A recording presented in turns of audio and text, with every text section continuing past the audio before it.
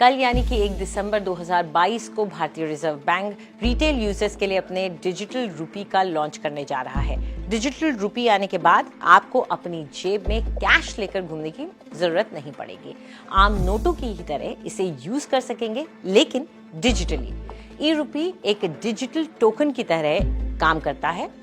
अब सवाल यह है कि आखिर इसका इस्तेमाल किया कैसे जाएगा। तो चलिए इसको आसान तरीके से आपको समझाते हैं। होलसेल के बाद अब रिटेल में इस्तेमाल के लिए कल से रिजर्व बैंक के डिजिटल रुपी को देश के कुछ चुनिंदा लोकेशंस पर रोल आउट किया जाएगा। इससे पहले 1 नवंबर को इसे होलसेल उपयोग के लिए पायलट प्रोजेक्ट के तहत लॉन्च किया गया था।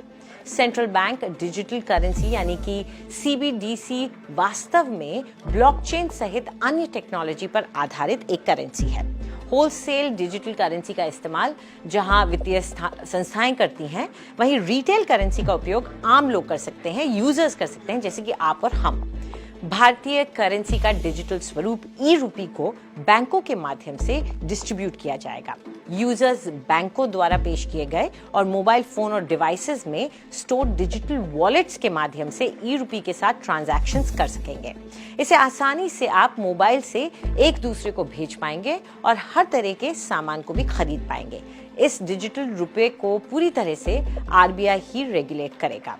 रिपोर्ट के मुताबिक RBI पायलट प्रोजेक्ट के रूप में डिजिटल रुपये को कल से मुंबई, नई दिल्ली, बेंगलुरु और भुवनेश्वर में लॉन्च करने की तैयारी कर रहा है और इसमें SBI, ICICI bank, yes bank और IDFC फर्स्ट बैंक शामिल होंगे। इसके बाद इसे धीरे धीरे देश के दूसरे शहरों में भी लागू किया जा सकता है।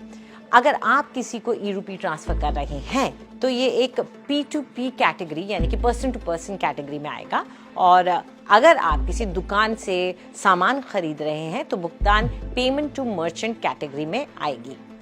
इलेक्ट्रॉनिक रूप में आपके अकाउंट में डिजिटल रुपी है ये दिखाई देगा। इसे ऑनलाइन चेक करने का तरीका ठीक वैसा ही होगा जैसे आप बैंक अकाउंट बैलेंस या फिर मोबाइल वॉलेट का बैलेंस चेक करते हैं।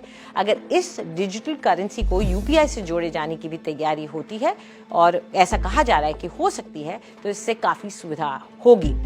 RBI की इस डिजिटल करेंसी यानी कि ई रुपी को आप अपने मोबाइल वॉलेट में रख सकते हैं और इसे पेटीएम, जीपे और दूसरे अन्य वॉलेट से भी जोड़ने की तैयारी अब RBI कर रहा है। इसके इस्तेमाल के लिए RBI QR कोड भी जारी करेगा।